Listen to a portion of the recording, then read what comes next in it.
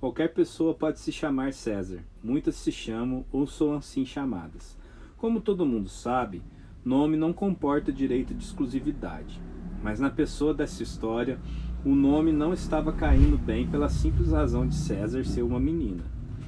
Isso ainda foi sorte dela, porque o nome mesmo que lhe deram oficialmente foi Cesarina.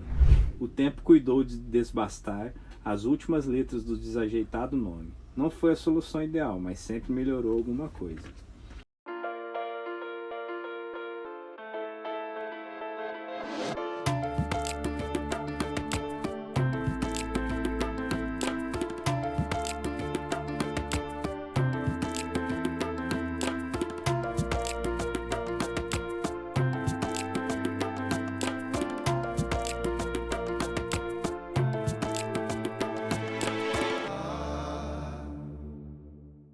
Bom dia, boa tarde, boa noite. Vim aqui falar para vocês do livro O Risonho Cavalo do Príncipe, do José J. Veiga. O José J. Veiga é um escritor muito pouco conhecido, né, da nossa literatura brasileira. Ele nasceu em 1915, filho de pedreiros, de um pedreiro com uma costureira, né, no estado de Goiás. E ele começou a sua carreira de escritor muito tarde, aos 44 anos de idade, né, por estímulo de um amigo, João Guimarães Rosa, que a gente já falou aqui no Darwin Dicas. Ele chegou a escrever 14 obras, todos são obras pequenas, mas muito bem escritas.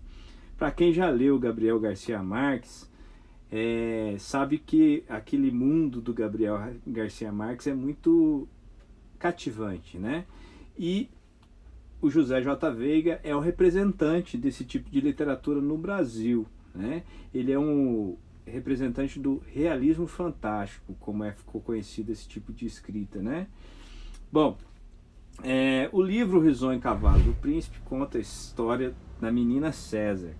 A menina César é uma menina que gostava de brincar com outros meninos, que não ligava para roupas, e adorava ler, gostava muito de ler.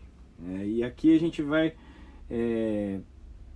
convivendo com a César, e aí a gente vai descobrir que ela vai ter um irmão adotivo, que igual a ela ele tem um nome diferente, que vai se chamar Man, e ela chama César. Uma coisa vem a calhar com a outra, porque os dois também têm um gosto pela leitura, né? O Man também vai ter o gosto pela leitura. E ainda tem a tia dela, Dona Basília, né? E um belo dia eles ganham alguns livros de presente, e a partir desse momento eles encontram um livro escrito em alemão. Como eles não sabem ler alemão, nem a tia Basília, nem a César e nem o Man, eles começam a pegar algumas palavras do livro e falam assim: bom, se a gente não sabe ler esse livro, vamos criar uma história em cima do que a gente conhece, o que a gente está olhando aqui. E a partir desse momento, é a segunda parte do livro, porque até então a gente tem a história da César, né? Eles começam a criar essa história, que vai se passar no reino de Galimátias, né? Muito interessante, porque a partir desse momento eles pegam a história de uma fazenda que criava porcos, e esses porcos começam a não dar tanto lucro para o dono da fazenda. Essa fazenda, na imaginação dos três criadores da obra, né, torna-se uma fábrica de computadores.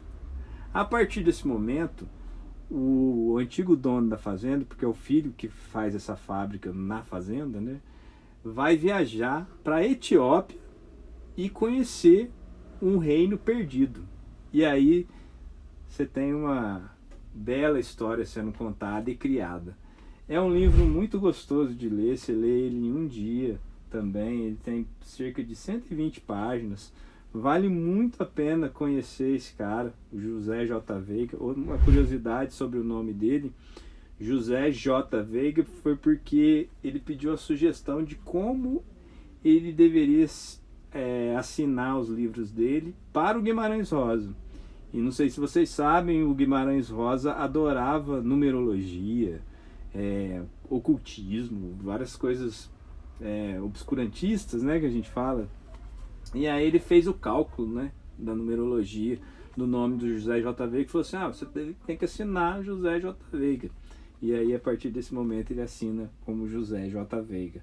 Enfim, vale muito a pena ler. Mais para frente trarei outros livros dele que também são muito, muito interessantes de se ler e de ficar refletindo sobre.